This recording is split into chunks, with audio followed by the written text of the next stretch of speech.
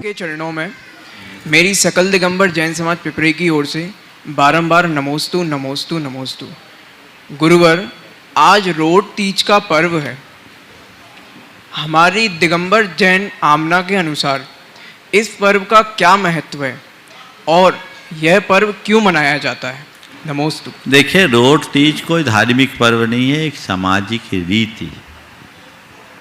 Road Teej का व्रत है, तो रोड तीज का व्रत करते उपवास है, इसकी अलग अलग कहानियाँ हैं। लेकिन रोड तीज एक ऐसा पर्व है जिससे मैं एक सामाजिक पर्व के रूप में लेता हूँ, और ये मुख्यतया खंडेलवाल जैन समाज में प्रचलित है। समझ गए? उस दिन विशेष रूप से रोट बनाया जाता है और रस परित्याग पूर्वक रोट खाया जाता है। इसके साथ जुड़ी हुई कहानियाँ तो अपनी जगह में उनमें नहीं जाता, लेकिन इसके पीछे सबसे बड़ी भावना है वो रस त्याग की। जिस दिन रोट तीज होता है उस दिन घर में रोट बनता है, लोग एक अनाज खाते हैं, रसों का त्याग करके खाते हैं। उबली भी तोरू, रोट और बूरा, काम खत्म। एक धान्य खाना। और इसके पीछे एक जो सबसे सकारात्मक भावना है वो ये है कि उस दिन घर के मुखिया का महत्व समझ में आता है।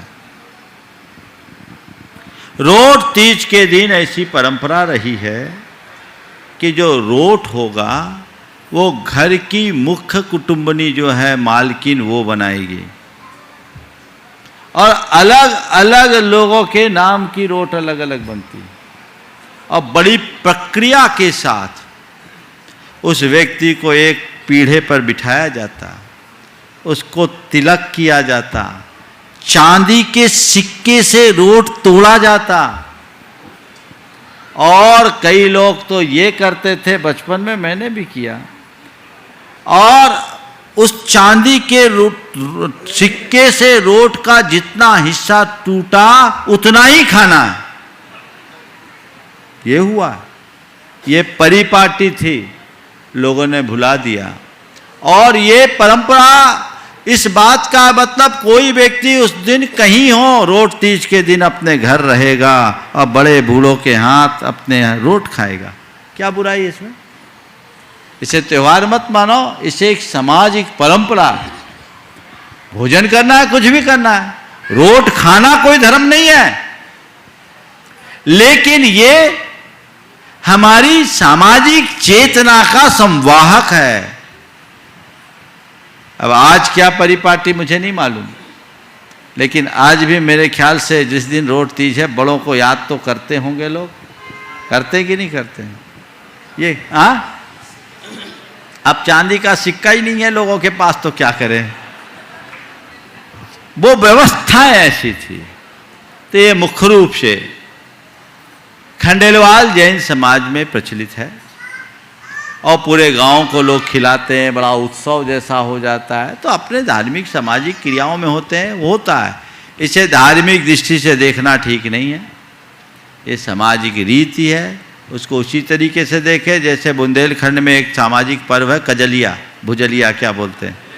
हाँ, कजलिया भुजलिया दोनों बोलते हैं। वो रक्षाबंधन के बाद होता है, और रक्षाबंधन के बाद जिस व्यक्ति के घर उस वर्ष किसी प्रकार की गमी हुई हो, वो लोग, समाज के लोग, रिश्ते दातेदार जाते हैं, उनके घर बैठने जाते हैं, उनके शोक संताप को दूर करते हैं कि अब आप सामान्य जीवन जिएं, और कई जगह उनके कान में वो जवारे लगाते हैं। आजकल कुछ लोगों ने बंद कर दिया। तो ये एक प्रतीक था, ये धार्मिक नहीं है, ये कोई धर्म नहीं है, हमारी सामाजिक रीति है। रीतियों, रिवाजों और परंपराओं में ही मूल्य पलते हैं। जो लोग इन सब चीज़ों को नहीं समझते हैं वो इसका उपहास करते हैं, इनका मजाक उड़ाते हैं। नहीं, कुरीतियों का अंत होना चाहिए और रीतियों की रक्षा। अगर हम अपनी रीतियां खो देंगे, हमारी सांस्कृतिक पहचान मिट जाएगी। तो रोट तीज में सारा अनाज शुद्ध सोले का, सब कुछ सोले का प्रयोग होता है। अब आज क्या प्रमाद हुआ नहीं मालूम, लेकिन सारी व्यवस्थाएं सोले की होती थी। हमें याद है बचपन में लोगों के यहाँ रोट तीज के पहले चक्की वाला अपना चक्की धोता था,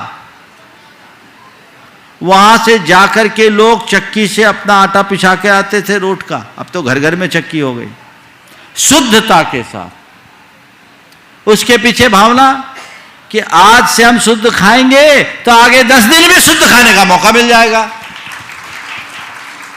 भावना ये थी, समझ गए?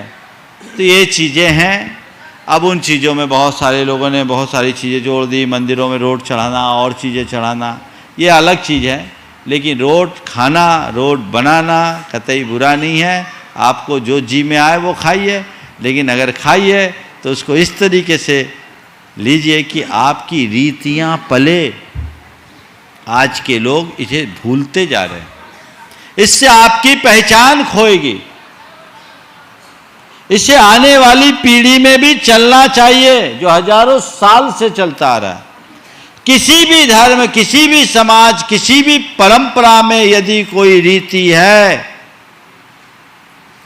तो उसका पालन होना चाहिए, कुरीतियों से बचना चाहिए। अपने बच्चों को भी ये बात कहना चाहिए, बेटा ये हमारी सामाजिक पहचान है, इसे हमें खोना नहीं है, इसे मेंटेन करके चलना है, तब इसका लाभ है।